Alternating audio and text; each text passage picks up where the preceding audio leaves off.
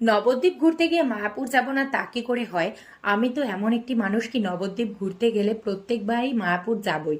কারণ মায়াপুর আমার কাছে ভীষণ শান্তির একটা জায়গা। তো সেদিনও চলে গিয়েছিলাম মায়াপুরে ঘুরতে। লঞ্চে করে নদী পার হয়ে যাওয়ার সময় গঙ্গার হাওয়াটা তো ভীষণই সুন্দর লাগছিল।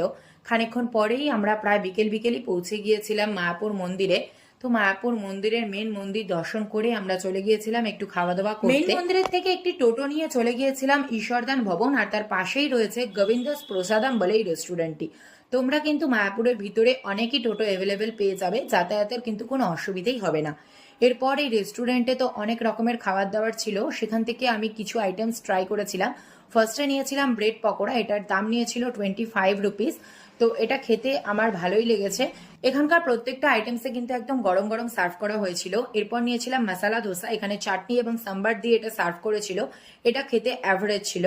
এরপর নিয়েছিলাম মিষ্টির মধ্যে গুলাব জামুন, যার দাম নিয়েছিল 15 টাকা। এর সঙ্গে নিয়েছিলাম কাজু বরফি, এর দামও নিয়েছিল 15 টাকা। এগুলো খেতে বেশ ভালোই ছিল। এরপর প্রচন্ড গরম লাগছিল, সেই কারণে সবশেষে আমি নিয়েছিলাম এই মিন্ট মাজিটোটা, যেটার দাম নিয়েছিল 50 টাকা। এটা খেতে কিন্তু বেশ ভালো ছিল।